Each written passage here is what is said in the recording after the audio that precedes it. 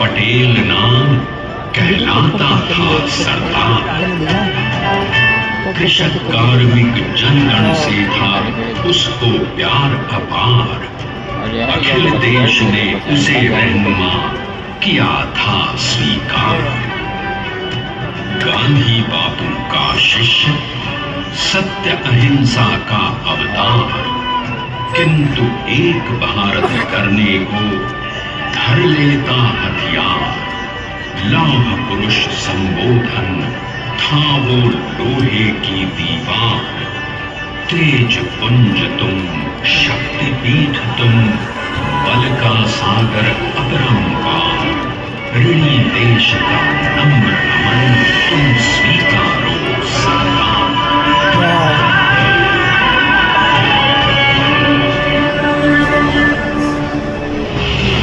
1857 में अंग्रेजों को ललकारने वाले पहले स्वतंत्रता संग्राम के एक सक्रिय थे झवेर भाई पटेल।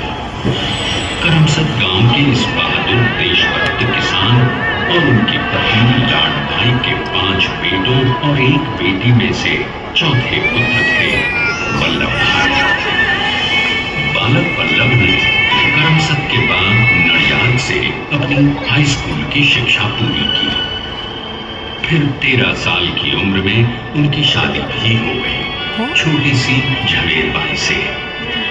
2 बच्चों, बेटी मणिबेन और बेटे टाया भाई को जन्म देने के बाद झवेर बाई असमय ही चल बसी।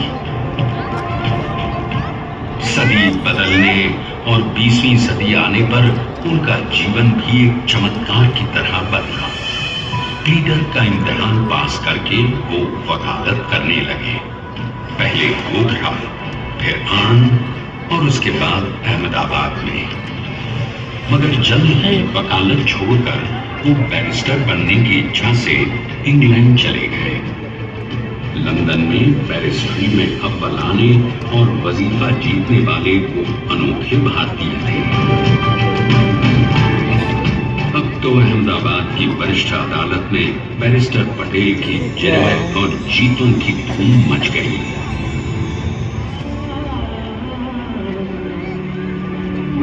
तभी एक युग पुरुष ने वल्लभ भाई के जीवन की धारा ही बदल दी।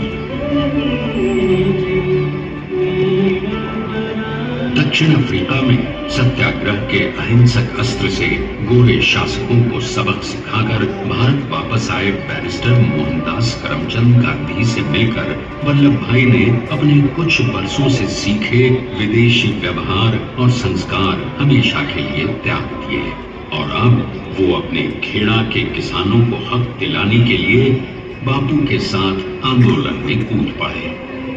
अब उनके पैरों में जूते नहीं, गांव की धूल थी।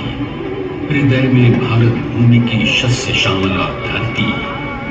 मन में थे गांधी और मस्तिष्क में एक नए स्वतंत्र भारत का सपना।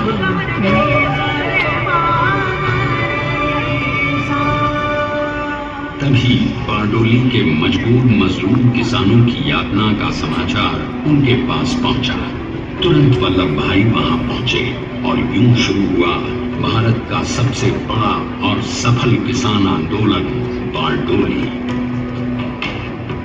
वल्लभ भाई ने बारडोली के 87,000 किसानों को ऐसा अटल अचल मनोबल दिया कि अंग्रेजी सरकार हिल गई और 1 बरस के बाद उनका लगान माफ कर दिया गया। अब तो पूरे देश में लोग वल्लभ भाई के नाम की कस्में खाने लगे। स्वयं महात्मा गांधी ने कहा, अब वल्लभ भाई मेरे शिष्य या साथी नहीं, सारे देश के सरदार हैं और देश को मिल गया एक अनोखा असरदार सरदार।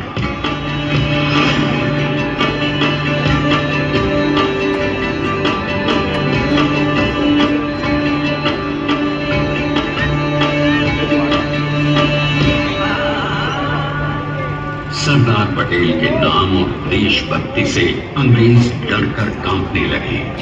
1930 के नमक सत्याग्रह और दांडी कूच में वो बापू से भी पहले गिरफ्तार किए गए। तो सन 1932 में फिर उन्हें बापू के साथ ही जेल में 2 सालों के लिए डाल दिया गया। मगर आजादी के दीवानों को, स्वतंत्रता के परवानों को कौन गिरफ्तार कर पाया है? जेल से छूटते ही सरदार को कांग्रेस के नए राष्ट्राध्यक्ष पद पर चुना गया और उनकी सरपरस्ती में राष्ट्रवादी भारतीयों ने तमाम ब्रिटिश सूबों में जीत हासिल कर वहां अपनी स्थानिक सरकारें बनाई। किंतु सरदार का सपना केवल सरकार बनाना नहीं था।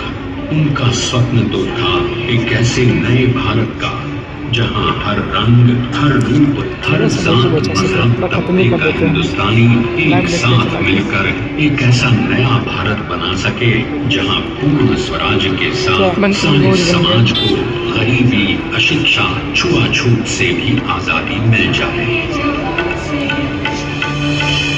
इसकी पहली रणनीति थी भारत को अंग्रेजों की गुलामी से आजादी, ताकि भारत के लोगों की अपनी सरकार सबके साथ और सबके विकास के लिए काम कर सके।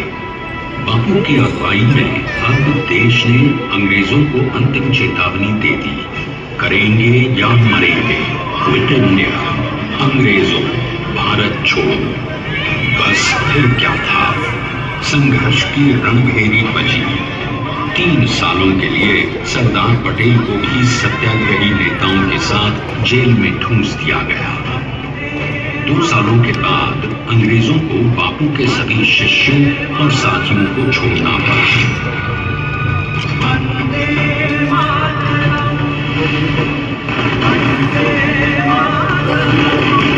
बंद कर दो।